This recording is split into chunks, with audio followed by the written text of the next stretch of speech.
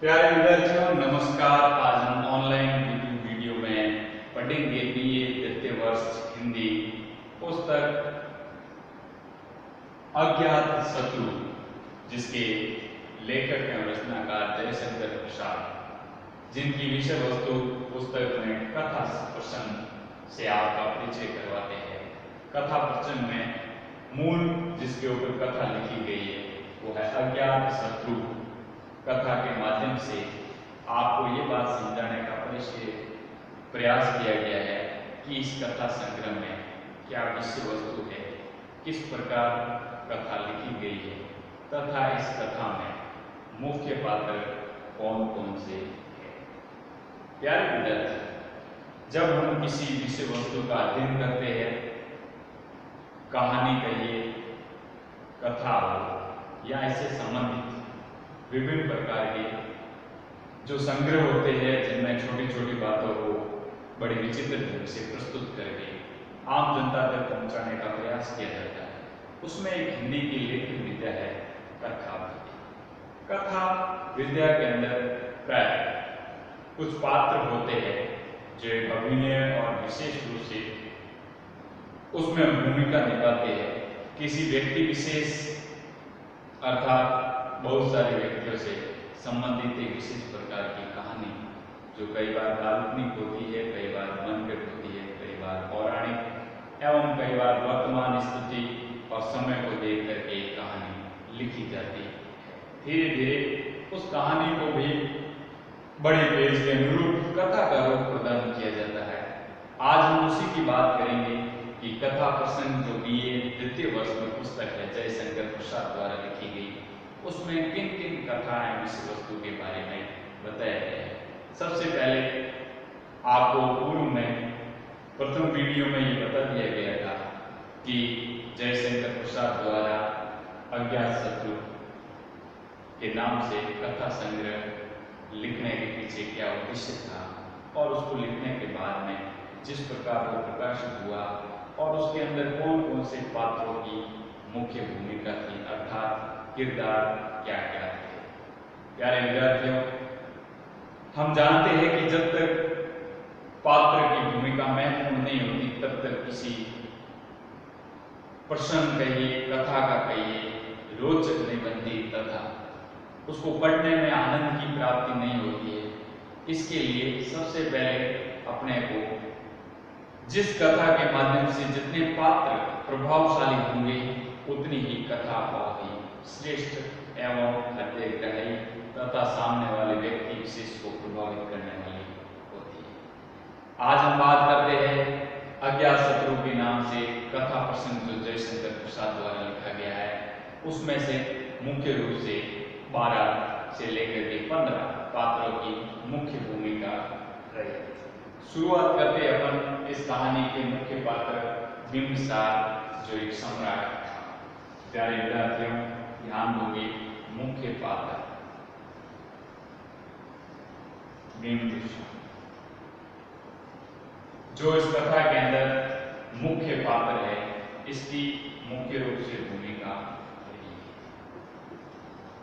संपूर्ण कथा इनके ऊपर लिखी गई है तथा कथा में मुख्य पात्र का काम किया है।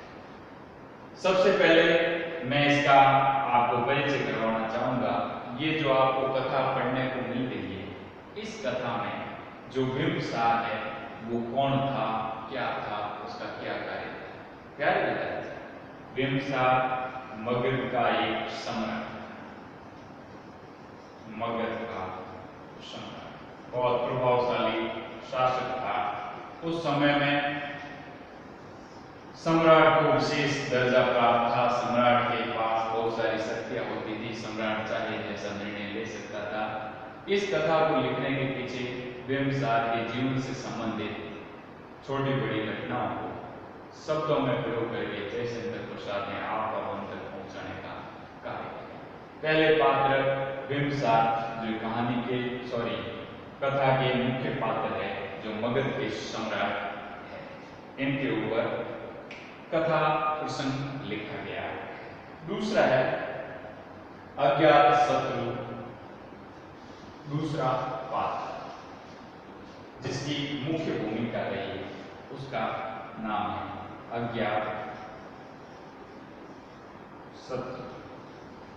देखिए, आपके जिस कथा प्रश्न का नाम है उस नाम से स्पष्ट है कि अज्ञात शत्रु मगध का राजकुमार, कहने का मतलब मगध साम्राज्य का राजकुमार। पात्र परिचय में बच्चों विशेष रूप से ध्यान रखना, क्योंकि पूरा कथा प्रश्न जब हम पढ़ते हैं तब पात्र किस किस पात्र की क्या भूमिका रही वो पात्र परिचय में आपको पहले बता दिया जाता है। उसके बाद किसी भी कथा को पढ़ने में कठिनाई महसूस नहीं। मगध का राजकुमार अर्थात राजा का पुत्र, मगध साम्राज्य का राजकुमार अज्ञात शत्रु था, जो इस कथा प्रसंग में दूसरी महत्वपूर्ण भूमिका निभाता है। तीसरा इसके अंदर उद्यन, तीसरा पात्र है उद्यन। ध्यान देने योग्य बात है उद्यन। उद्यन कौसंबी का राजा, उस समय मगध की राजधानी कौसंबी थी, उसका राजा कौसंबी का राजा। देखिए, इसके अंदर दो राजाओं का वर्णन प्यारे विद्यार्थियों आपको पढ़ने में मिलेगा। पहली बात, बिंबिसार जो मुख्य पात्र है वो मगध का सम्राट था, उसके पुत्र अज्ञातशत्रु जो मगध का राजकुमार था, तथा उद्यन जो मगध के पास पड़ने वाले एक इलाके का राजा था। ध्यान देने योग्य बात है, बिंबिसार और उद्यन दोनों ही राजा है और अज्ञातशत्रु राजकुमार। तीन पात्रों का मैंने आपको परिचय करवाया है। अगले पात्र और ध्यान दीजिए, अगले पात्र है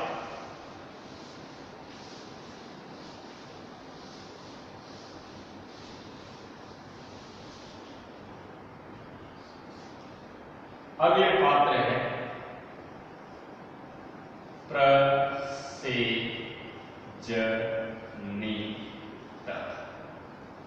नाम उस प्राचीन काल में इस प्रकार होते थे, प्रसेनजित। ये भी कौशल राजधानी का राजा अर्थात कौशल का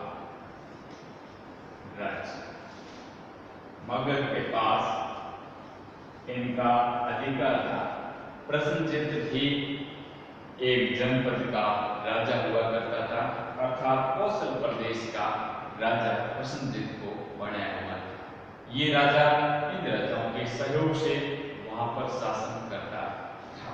उसके बाद विरुद्धक एक और इनका था, विरुद्धक,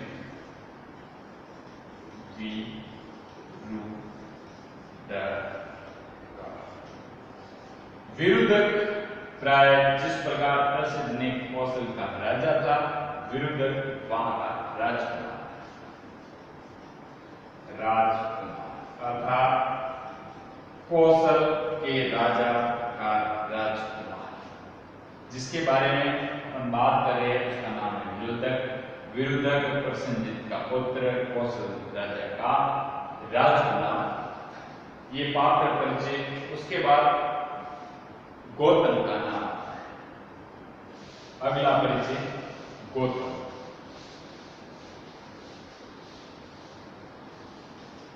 ध्यान दीजिए, गौतम नाम से जो इसमें पात्र है गौतम, गौतम प्राय बुद्ध देव थे। क्या थे? बुद्ध देव। बुद्ध देव। गौतम नाम से जो इस कथा संग्रह में पात्र है वो बुद्ध देव। ध्यान देने की बात यह है कि जो छठा पात्र इस कथा में है गौतम नाम से, उसका परिचय करवाना चाहूंगा, वो स्वयं ये बुद्ध देव। अगला था सारिपुत्र।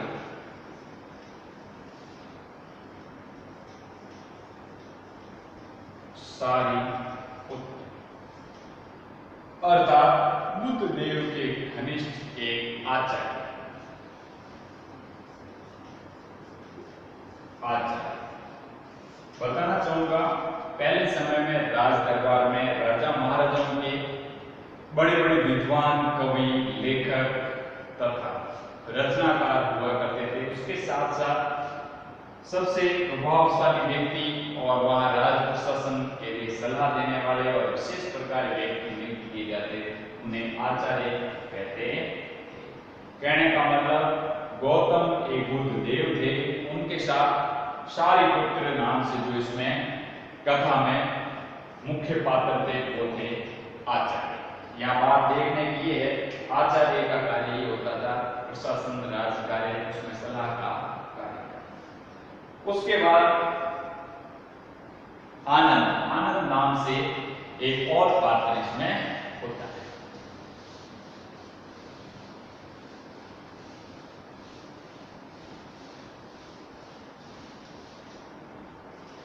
अगला पात्र आनंद।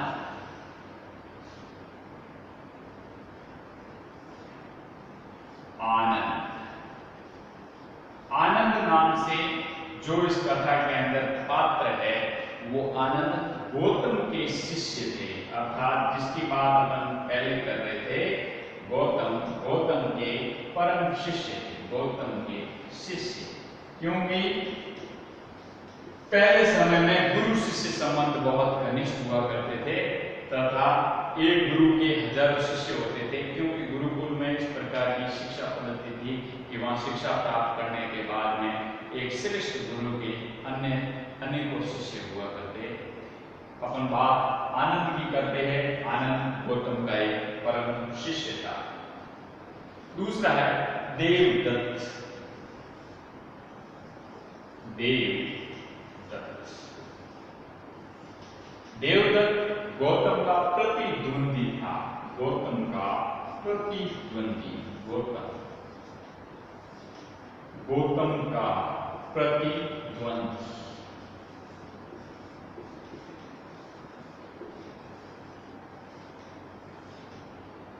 देवदत्त नाम से स्पष्ट, देवदत्त, देवदत्त गौतम का प्रतिद्वंदी था, अर्थात एक विशेष प्रकार का देवदत्त भिक्षुक था, उसका प्रतिद्वंदी, यानी नाम से स्पष्ट है ये एक भिक्षुक था। भिक्षुक, इसका कार्य भिक्षा मांगना तथा भिक्षुक के रूप में जीवन यापन करना गौतम बुद्ध का प्रतिद्वंदी था। ये आपको कहानी के पात्र परिचय में ध्यान रखना है कि कौन इसके अंदर भिक्षुक था, आनंद का संबंध इससे क्या था, और ऐसा भी पूछा जा सकता है कि गौतम किसका प्रतिद्वंदी था। तो ध्यान रखने योग्य बात यह है कि देवदत्त का प्रतिद्वंदी था। समुद्रदत्त,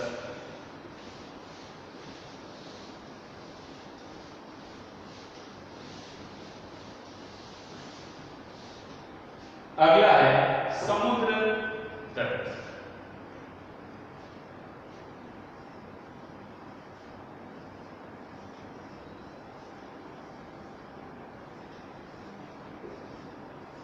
समुद्रदत्त देवदत्त का शिष्य, देवदत्त का शिष्य, क्योंकि उस समय गुरु शिष्य परंपरा बहुत ज्यादा प्रचलित थी। कहने का मतलब, समुद्रदत्त से नाम से जो प्रसिद्ध पात्र है कथा प्रसंग में, वो देवदत्त के शिष्य थे, यानी गुरु शिष्य संबंध में घनिष्ठता। अब अगली बात आती है, उसमें जीवक नाम से मगध का राज है। जीवक, अगला पात्र है जीवक, मगध का राजवेद, मगध का राजवेद। देखिए, इनको मैं इसलिए समझाना चाहता हूं कि पहले समय में राजाओं के शासन काल में अक्सर राजा सेनापति, कोषाध्यक्ष साथ ही साथ प्रशासन चलाने के लिए विभिन्न प्रकार के बलों और व्यवस्थाओं का प्रयोग करता था। उसके साथ साथ कई बार राजा किसी कारणवश बीमार हो जाते थे या छोटी बड़ी बीमारी होने के कारण, जिस प्रकार आज के समय में डॉक्टर होते हैं, ठीक उसी प्रकार पहले समय में राजवेद हुआ करते थे। इनके दरबार में अर्थात बिंबिसार के दरबार में प्रमुख जो राजवेद था उसका नाम था जीव।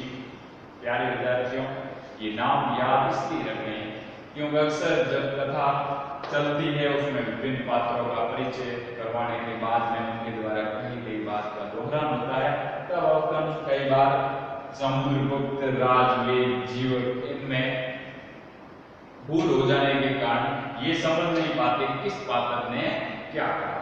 तो जीवक एक राजवेद। अब है वसंत।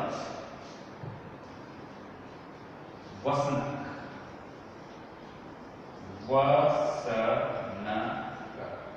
वसनक उद्यन का पुत्र, उद्यन का पुत्र, जिसका नाम था वसनक। उद्यन के पुत्र, कई बार अपने पात्रों का परिचय करते हैं, तब कई प्रकार के नाम, उन नामों में से वसनक जो उद्यन का पुत्र था। उद्यन के बारे में आपको पहले परिचय करा चुका हूं कि उद्यन कौसंबी के राजा। प्यारे विद्यार्थियों, उद्यन कौसंबी के राजा, कौसंबी के राजा। और इस राजा का जो राजकुमार कहिए अर्थात पुत्र कहिए उसका नाम था वसनक। यहाँ ध्यान देने योग्य बात यह है कि कौसंबी के राजा उद्यन थे, उद्यन का पुत्र वसनक था जो कौसंबी का राजकुमार था। आगे बात अपन करते हैं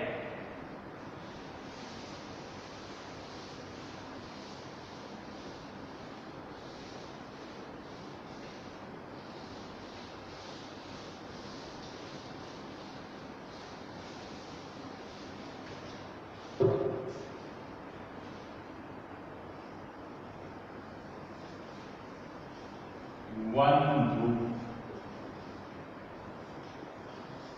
वनधुल एक और नाम इसके अंदर है। वनधुल कौशल का सेना, कौशल का सेना।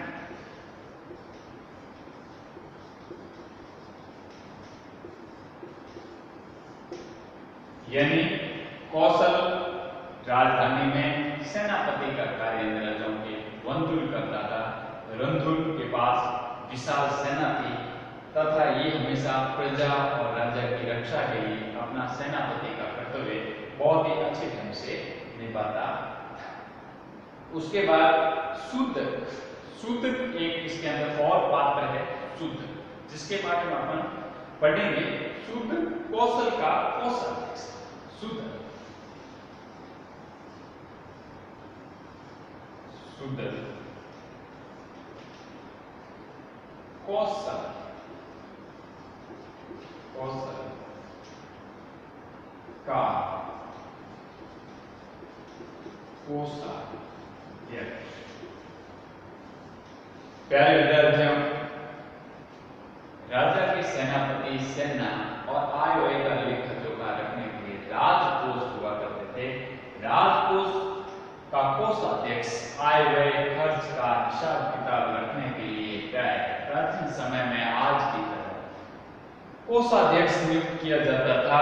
इनके दरबार में शुद्ध नाम का व्यक्ति एक कुशल प्रशासक था और साथ में साम्राज्य प्रशासन में आय व्यय का हिसाब किताब भी रखता था।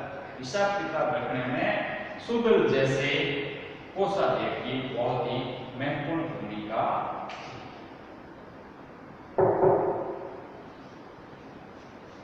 अगला था दीर्घ नारायण। देखिए दीर्घ नारायण, दीर्घ नारायण 13वां पात्र। दीर्घ नारायण, दीर्घ नारायण सेनापति बंधुल का भांजा, सेनापति बंधुल का भांजा। बंधुल बंधुल का भांजा। प्यारे विद्यार्थियों, दीर्घ नारायण इस कथा प्रसंग में जो पात्र है वो सेनापति बंधुल का भांजा है। ध्यान देने ये बात है कि इस प्रशासन में मामा, भांजा, चाचा, ताऊ वगैरह सब प्रशासन में और राजा के दरबार में किसी न किसी पद में, प्रशासनिक पद पर आसीन थे। कहने का मतलब कथा प्रसंग में दीर्घ नारायण सेनापति बंधुल का भांजा था। लुब्धर, लुब्धर नाम से स्पष्ट है, लुब्धर, लुब्धर। लुब्धर एक विशेष प्रकार का इनके दरबार में शिकारी था। देखिए, सब जानते हैं शिकारी का कार्य शिकार करना, अर्थात पशु पक्षियों का शिकार करके दरबार में पेश करना। उस समय भी राजा की आज्ञा से लुब्ध जैसे शिकारी थे जो अक्सर जंगल में, वन में शिकार करने के लिए जाया करते थे और शिकार करके जिस पशु पक्षी का शिकार करते थे उसे राज दरबार में वापस पेश कर दे। कहने का मतलब कथा प्रसंग में लुब्ध की जो भूमिका है वो एक शिकारी के रूप में है। इसका कार्य सिर्फ पशु पक्षियों की हिंसा करना। अब आती है जिस राज्य के अंदर राजा, प्रजा, मंत्री, साथ ही साथ दूसरे लोग, कोषाध्यक्ष वगैरह होने के बाद में इसी राज्य के अंदर रानी की भी भूमिका महत्वपूर्ण होती है। रानी,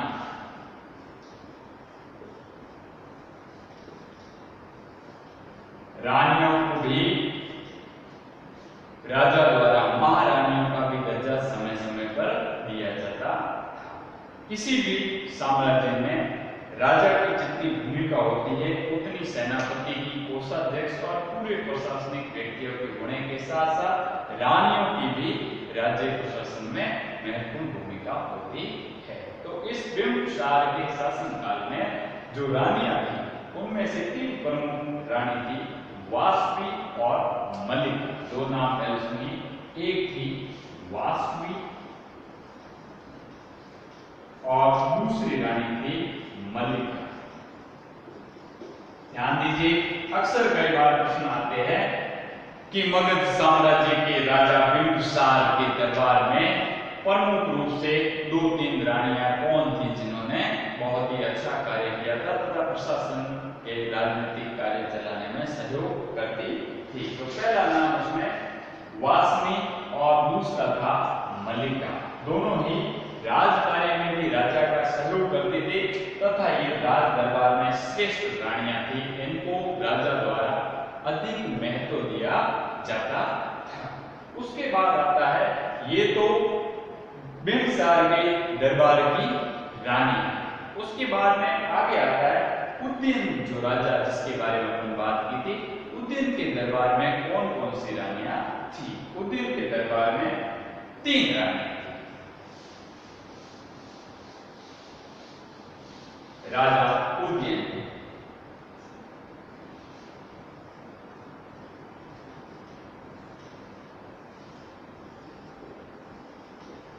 उदयन के दरबार में 3 रानियां थी, पद्मावती, आम्रपाली और वासवता।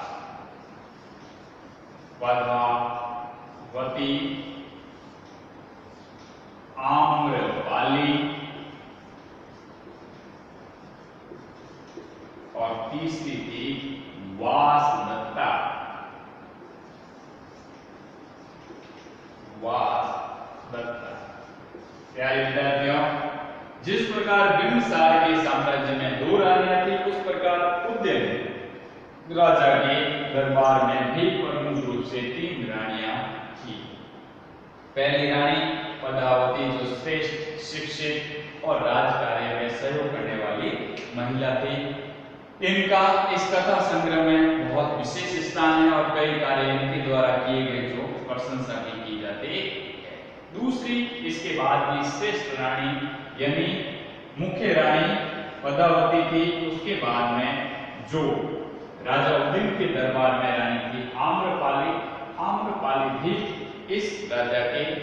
दरबार में एक शिक्षित समझदार महारानी थी। उसके बाद वासदत्ता का भी विशेष योगदान था।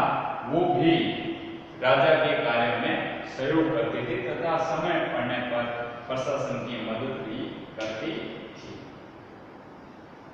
आगे बात आती है, ये उज्जैन के राजा की 3 रानियां थी। अब आता है इसके अंदर अगला पात्र जिसमें शक्तिमती कौशल की रानी थी। देखिए, शक्तिमती नाम से स्पष्ट है, शक्तिमती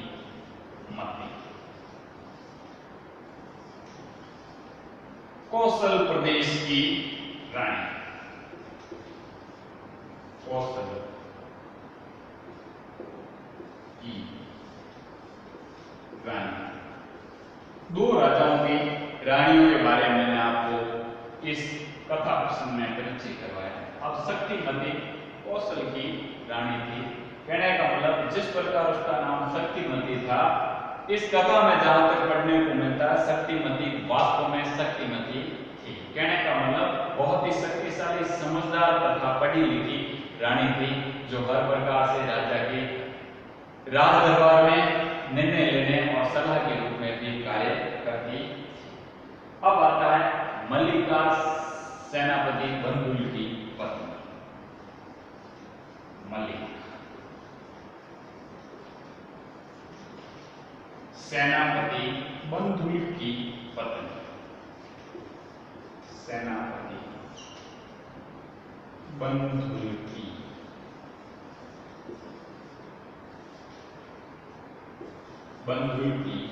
पत्नी। देखिए, आपको बाकी रानियों का जैसे परिचय कराया, ठीक उसी प्रकार मल्लिका जो मगध साम्राज्य का बंधुल सेनापति था, उसकी पत्नी थी। ये भी सेनापति बंधुल के सहयोग और समय पड़ने पर उनके विभिन्न कार्यों में निर्णय लेने के लिए तथा सलाह देने के लिए इसकी महत्वपूर्ण भूमिका थी। अगला था बाजीरा कौशल की राजपूत। अगली महिला जो इसमें है वो है बाजीरा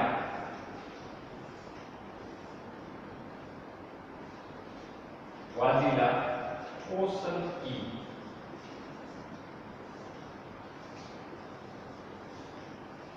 राजकुमारी, अर्थात कौशल प्रदेश की राजा की राजकुमारी का नाम वाजीरा था। वाजीरा प्राय कौशल साम्राज्य के राजा की राजकुमारी थी, जो राज दरबार में से विशेष स्थान प्राप्त था। उसके बाद बात करते हैं अपन नवीना। देखिए, प्रत्येक दरबार में पुराने समय में सेविकाएं दासियां हुआ करती थी। ठीक उसी प्रकार उज्जैन और इनके दरबार में नवीना नाम की एक सेविका थी। नवीना, प्यारे विद्यार्थियों ध्यान देना, नवीना कोई राजकुमारी महारानी अर्थात राज दरबार में विशेष पद प्राप्त महिला नहीं थी। नवीना सिर्फ सेविका थी, अर्थात राज दरबार में सेवा करने वाली महिला, सेविका। रानियों की, राजाओं की और दरबार के अंदर सेवा करने का कार्य नवीना का था। जब भी अपन रानी महारानी का परिचय करवाते हैं, उस समय अक्सर नाम से ही अपने को पहले परिचय करवाना होता है कि इसकी क्या क्या भूमिका थी और क्या क्या इनका कार्य हुआ करता है।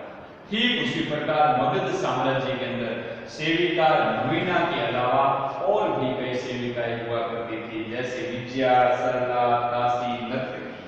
जैसे विजया भी यहाँ दासी थी, विजया, सरला, विजया, सरला, कचुकी